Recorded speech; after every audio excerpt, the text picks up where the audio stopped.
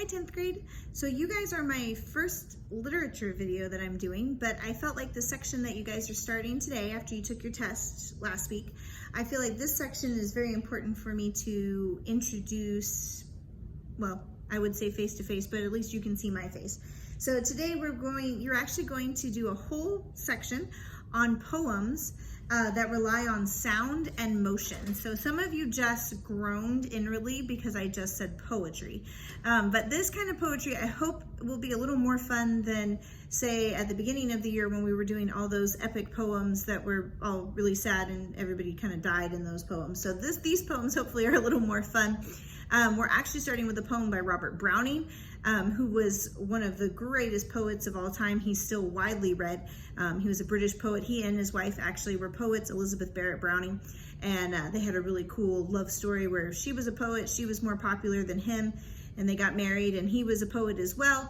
And then he's more popular than she is now, but they were both very famous writers of their time. So you're actually going to read a poem by him today about the Pied Piper. And I'm sure you guys have at least heard versions of the story of the Pied Piper, and the village pays him to play his pipe and get rid of the rats.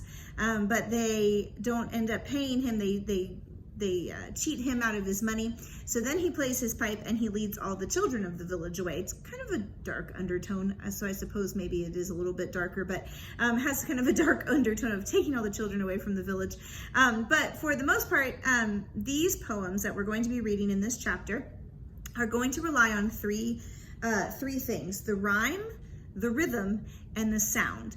Most poetry it kind of has a sing-song quality. If you read Dr. Seuss, The Cat in the Hat, they rely heavily on that rhyming sound, but then it also kind of gives it that sing-song rhythm that we kind of get used to. It's how we learn things when we're little kids. It's why Dr. Seuss's poems are so popular, because little kids can learn very easily because of the rhyming words. It helps them with their phonics, it helps them learn how to read, and it helps them grasp the meaning of the book a little bit faster. So we are going to talk about the use of rhyme, of rhythm.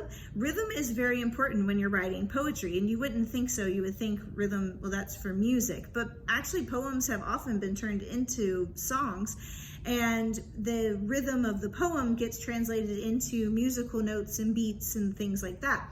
And then the last word that we're actually going to talk about is probably one of my favorite words, because a lot of people don't know how to say it or how to pronounce it, but it's called onomatopoeia, and it simply means that a word makes the sound that it looks like. So like pop, that's onomatopoeia.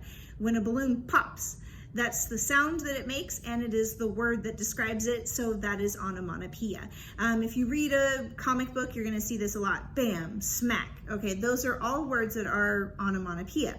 So now you've learned a new word, and I hope you use it in a sentence sometimes, and people are probably going to look at you funny and be like, what are you talking about? And you're going to be like, let me explain it to you, and then you're going to sound really smart. This is one way that a poet really uses sound in their poems. They use sound by onomatopoeia if they want to explain something to you, or if they want to explain what's happening in the scene around them, they're going to use this. Now, don't think of poetry simply as something that was written, hundreds of years ago. It's so boring. Actually, poetry is expressed in many forms, not just in a coffee shop where everybody snaps their fingers when the artist is finishing their poem, or something, not just to a bongo drum. When I taught sign language, some of you were in my sign language class. Some of you're new this year, so you weren't part of the sign language class, but deaf poets write poetry, and they interpret it obviously physically because they use sign language, and it becomes this beautiful movement, but the words mean so much to them because it's talking about the struggles of a deaf person, and so that can be poetry. Another form of poetry is actually rap. Not like I'm not a big fan of rap. I'm not a big fan of the music because they often throw lots of stuff in it that I don't agree with. But actually, if you sit down and listen to a person simply rap without music, without beat, and they just rap, that is a form of poetry. They're rhyming, they have a rhythm, and it all has to do with poetry. So there's lots of things where we can find poetry in everyday life without having to sit down and read an author who wrote poems 100 years ago. Poetry is often the way that most people express their feelings. If they're a quiet person, if they're a shy person, if they're a person who they don't really get along well in social situations, oftentimes poetry is where they go to express themselves, because it has that sort of musical quality. And oftentimes musical artists will do this as well. Maybe some of their best hit songs started as simply a feeling, and then a poem, and then it became a song. So really, don't discount poetry. Don't throw it out the window and be like, oh, it's so boring. There's lots of ways that poetry can be expressed, and I hope you guys actually really enjoyed this chapter. So I wanted to introduce it to you because I felt like it was an important topic for us to discuss. I hope you guys have a great rest of your day.